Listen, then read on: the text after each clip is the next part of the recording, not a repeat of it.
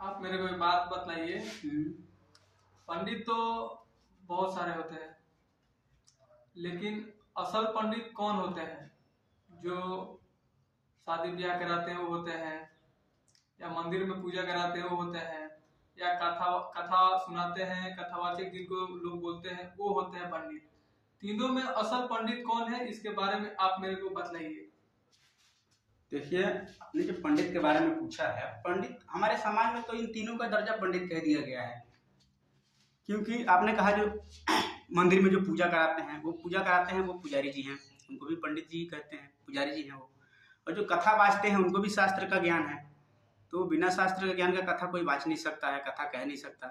तो समझिए कि वो भी पंडित जी हैं। और जो शादी विवाह कराते हैं वो मंत्रोच्चारण करते हैं, तो ज्ञान उनको भी है, तो वो भी पंडित जी हैं।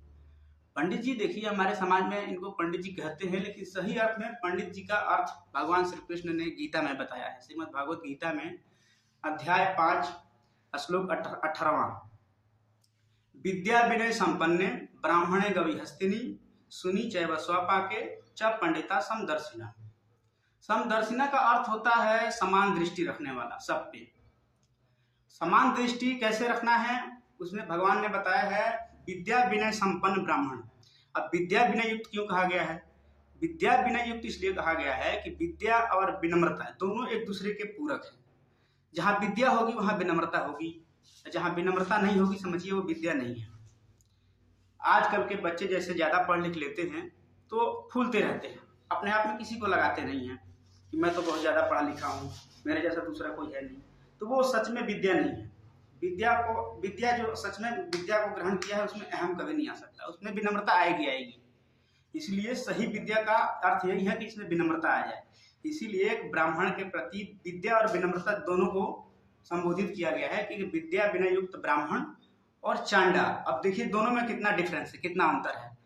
ब्राह्मण हमेशा पूजनीय है और जो चांडाल है वो पूजनीय नहीं है, वो उसको लोग बहिष्कार करेंगे, अपने आसपास भटकने भी नहीं देंगे।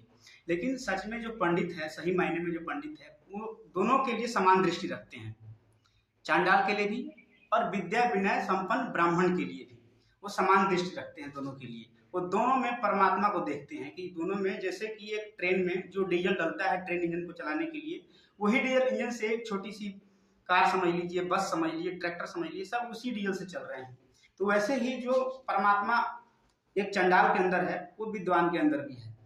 तो सच में जो पंडित होते हैं वो इस दृष्टि से देखते हैं, समान दृष्टि से देखते हैं, और वही दृष्टि रखते हैं एक कुत्ता के लिए भी, एक गाय के लिए भी और एक हाथी के लिए भी। तो सही मायने में तो पंडित यही है जो सबके लिए समान दृष्टि रखें और सबके अंदर परमात्मा को देखें। असली मायने में भगवान श्री कृष्ण ने पंडित का अर्थ तो यही बताया है।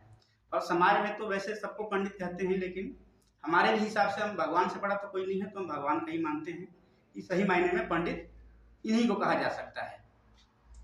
अगर हमारी वीडियो अच्छी लगी हो तो लाइक कीजिए, हमारे पेज को फॉलो कीजिए, और यूट्यूब पे भी हमारी वीडियो जाती है, उस वहाँ पे जाके चैनल को सब्सक्राइब कीजिए। हर हर महादेव। हर हर महादेव।